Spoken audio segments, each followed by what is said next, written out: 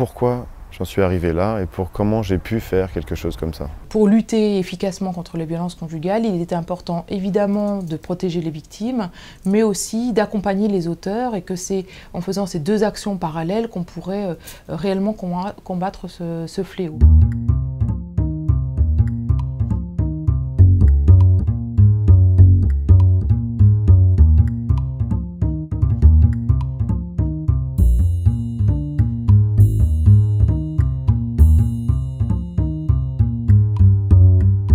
L'essentiel des faits de violence conjugale aujourd'hui donne lieu à des poursuites directes devant le tribunal correctionnel.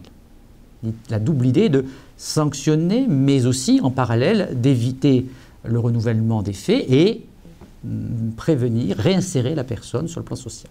J'ai été violent envers mon ex-concubine donc, le vendredi. J'ai attendu le samedi, je me suis livré de moi-même le lundi au commissariat de mon quartier. J'ai fait 48 heures de garde à vue très pénible, déféré ce qu'ils appellent le dépôt de Bobigny dans la nuit du mercredi au jeudi. Et puis je suis passé devant le procureur de la République et qui m'a mis donc sous contrôle judiciaire. Ensuite je suis passé devant la juge des libertés. Elle m'a donc instauré trois points à respecter, donc de ne plus voir mon ex-concubine, de ne plus m'approcher et de me soumettre à un contrôle judiciaire donc, dans un centre donné. L'accompagnement des auteurs de violences conjugales donc, consiste en un suivi socio-éducatif de personnes qui nous sont adressées par le tribunal de grande instance de Bobigny et qui ont commis un délit en lien avec des violences conjugales. Le fait de m'être retrouvé devant un contrôleur judiciaire et qu'il m'explique clairement les choses, comment la procédure judiciaire va être lancée, les différentes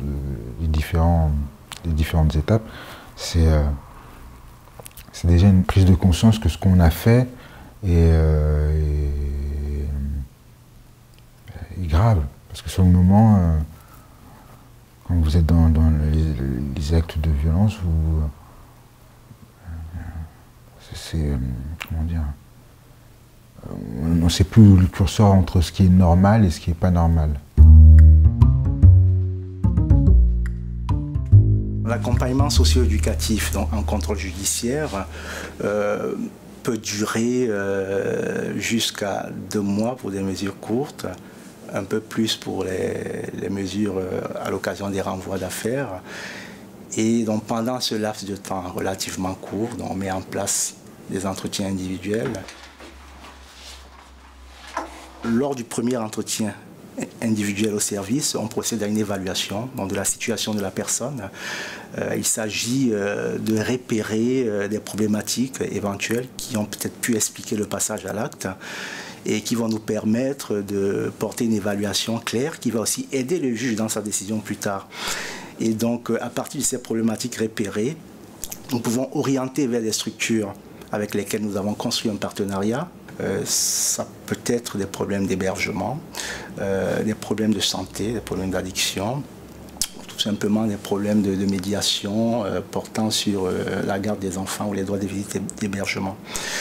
Une fois que ces problématiques sont repérées et que l'orientation est proposée, on peut travailler de manière plus sereine avec ces personnes sur les faits qui leur sont reprochés, sur les raisons pour lesquelles ils sont passés à l'acte et la portée de ces actes-là. Parallèlement, on propose en articulation de ces entretiens individuels la participation au groupe de parole sur les violences conjugales. Au départ, la grande majorité sont d'accord pour dire qu'il y a eu de la violence. Mais ils ne reconnaissent pas en être responsables. C'est la société, c'est leurs femmes, c'est l'alcool, mais c'est plein de causes extérieures à eux. Et l'un des objectifs du groupe, c'est justement ça, c'est de petit à petit qu'eux se distancient de ce qu'ils ont vécu, de leur propre perception de l'acte, et qu'ils arrivent à prendre en compte leur responsabilité dans les faits, et aussi la place de la victime, qui est une chose importante. cette phrase de dire on ne vous juge pas dans cet environnement-là particulier, ça m'a permis plus facilement d'en parler, de nouer le dialogue avec d'autres personnes et de dire, voilà, de mettre des mots sur ce que s'était passé. Et ça leur ouvre un espace où ils peuvent s'exprimer en tant que personnes entières, avec leurs forces sur lesquelles il faut qu'on s'appuie, avec leurs difficultés et aussi avec leurs souffrances, quoi. Et c'est à travers le groupe que j'ai pu, voilà, dénouer certaines situations en disant, mais tu sais, quand moi je suis passé à un acte de violence, c'était un petit peu dans, voilà, ce que tu exprimes, c'est un petit peu moi la frustration que j'avais aussi. J'ai pu trouver la trame de mon fonctionnement personnel en voyant finalement le fonctionnement d'autres. C'est vraiment un groupe de prise de conscience, ouais, de démarrage d'un travail qui devra être plus long et plus personnel, quoi. Je pensais à un participant qui pouvait exprimer des désirs de vengeance, de mort, hein, vis-à-vis de sa compagne, hein, ou vis-à-vis de lui-même. Il était en grande souffrance, extrêmement révolté par rapport à la procédure judiciaire, par rapport à la plainte de sa compagne, par rapport au sentiment de trahison qu'il avait.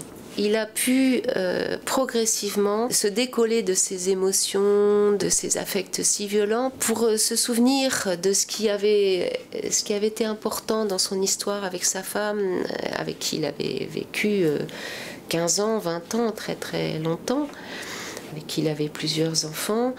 En fin de groupe, il annonçait son désir de la retrouver, d'une poursuite de la vie commune. Et il était vraiment en demande de la poursuite du travail en groupe et d'une aide finalement au-delà du jugement. Oui, non, oui, j'ai fait ça, j'ai pas fait ça, la justice c'est ça.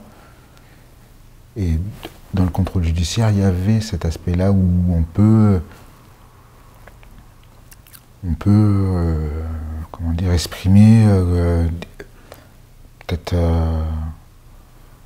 des souffrances ou des inquiétudes qui sont plus, qui, à mon sens, expliquent plus le fait d'être passé aux actes qu'une colère, que voilà, que.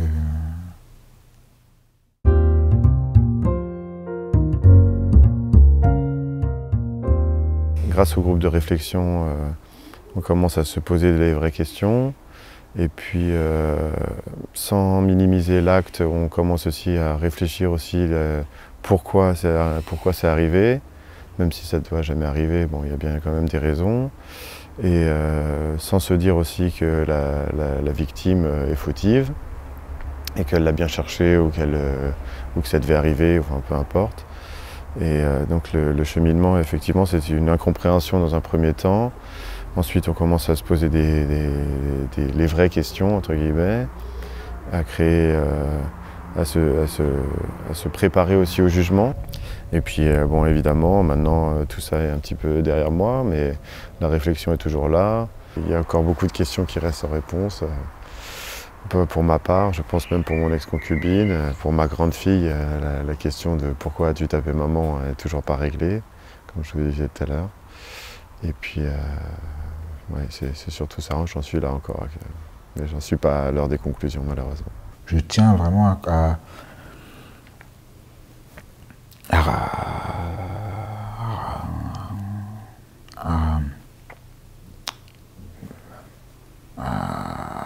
avoir une image plus positive de moi-même et à être rassurant vis-à-vis de mes enfants. Donc retrouver la dignité par rapport à eux, c'est quelque chose d'important.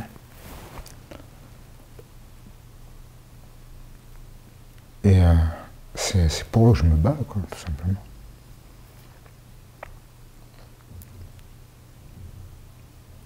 Et c'est dans l'espace, c'est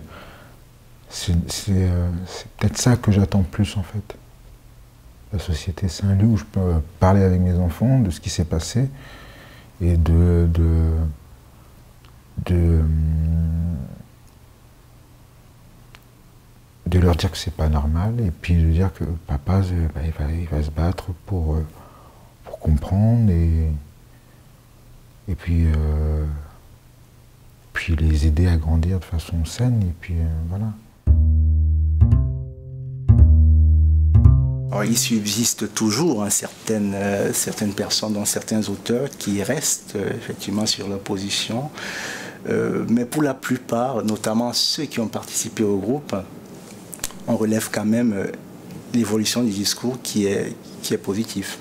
Donc véritablement, là on sent l'utilité de ce travail de contrôle judiciaire préalable. Je dirais que souvent on sent l'utilité en termes de prise de conscience de la gravité des actes.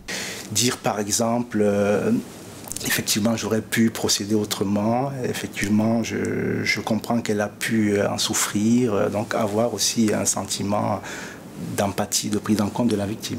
La satisfaction, encore une fois, est de toujours constater que, globalement, quand même, dans les cas dont j'ai eu à connaître, les obligations, notamment, de ne pas entrer en contact avec la victime, ont bien été accompagnées, qu'il n'y a pas eu de réitération des faits, ce qui est déjà en soi un succès.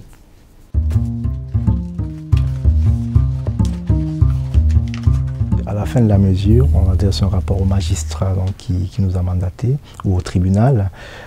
Alors c'est un rapport qui rend compte du déroulement de la mesure de contrôle judiciaire. L'intérêt que j'y vois surtout, et là je me place plus côté juridiction de jugement, c'est de puiser dans les rapports de contrôle judiciaire des informations sur la personne, sur l'individu, sur le prévenu, sur tous les aspects, l'aspect personnel, l'aspect professionnel, l'aspect social, l'aspect médical le cas échéant, qui permettent d'orienter la décision qui va être rendue par la juridiction de jugement.